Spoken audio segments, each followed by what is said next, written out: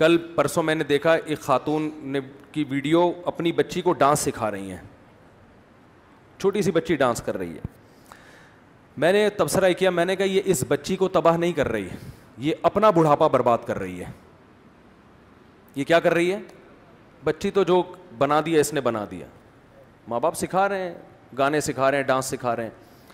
میں نے کہا یہ خاتون اپنا بڑھاپا کیا یہ اپنی جوانی بھی برباد کر رہی ہے. کل یہ بچی بڑی ہو کر اپنی ماں کی آنکھوں میں آنکھیں ڈال کے بات نہ کرے تو آپ میرا نام بدل دینا, کیونکہ جب اس کو ڈانس سکھا دیا اس کا مطلب اس میں حیا آپ نے, شرم آپ نے ختم کر دی. شرم ایسی چیز ہے جو آپ کو ماں باپ کے سامنے بولنے نہیں دیتی. حیا ایسی چیز ہے کہ آپ اپنے باپ کے سامنے اور ماں کے سامنے اونچی آواز سے بات نہیں کرتے.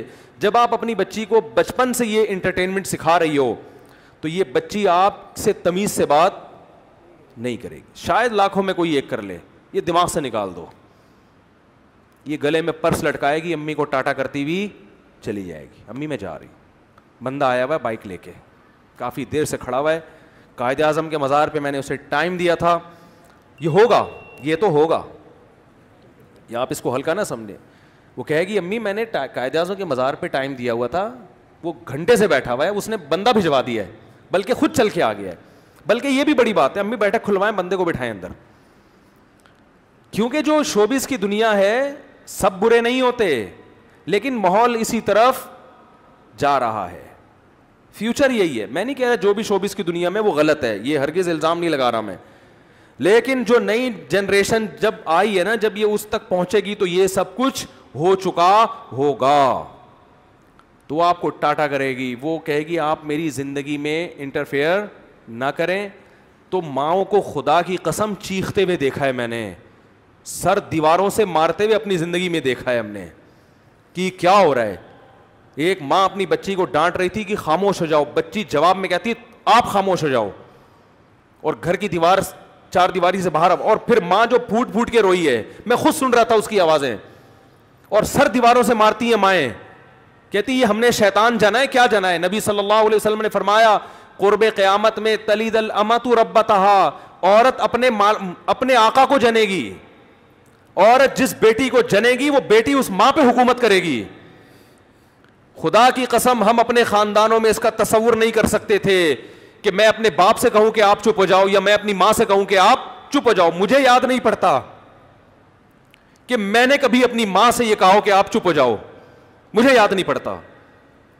میں نے کبھی اپنے باپ سے یہ کہا کہ آپ, ہمارے والد نے ہمیں ہینٹروں سے مارا بھی ہے, پائپوں سے مارا ہے, ہم نے کبھی اپنے باپ کو الحمدللہ دھمکی, ہم کوئی بہت نیک نہیں ہیں, ہم کوئی بہت نیک نہیں ہیں, لیکن ہمارے باپ نے ہمیں ناچ گانے اور ڈانس نہیں سکھایا, اس نے ہمیں مذہب سکھایا, اس کی برکت تھی.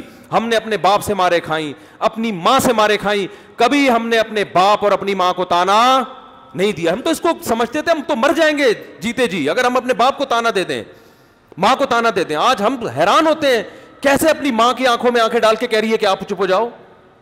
ایک بیٹی اپنے باپ سے کہہ رہی ہے آپ گھر سے نکل جاؤ. آپ کہہ سکتے یہ کوئی بڑا جملہ, آپ کے لیے بڑا جملہ نہیں ہے, میرے لیے تو بہت بڑا جملہ ہے بھائی, میرے لیے تو بہت بڑا جملہ ہے. میری اولاد اگر مجھے یہ کہہ دے کہ آپ گھر سے نکل جاؤ, میں تو مر جاؤں گا جیتے جی. میں تو اس کو کان سے پکڑ کے نکال دوں گا گھر سے باہر کے, دفع ہو جاؤ یہاں سے. پتہ نہیں باپ کیسے برداشت کر رہی ہے یہ تانے, ماں کیسے برداشت کر رہی ہے.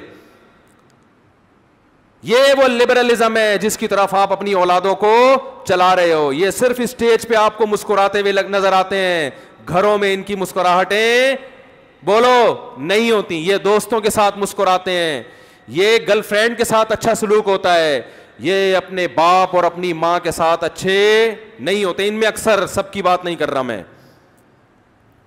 تو آپ اپنی بچی کو ڈانس سکھاؤ, لیکن کل پھر یہ توقع نہ رکھنا کہ یہ آپ سے تمیز سے بات کرے گی, اور یہ آپ کے اس احسان کا بدلہ بھی نہیں مانے گی جس کو آپ احسان سمجھ رہے ہو.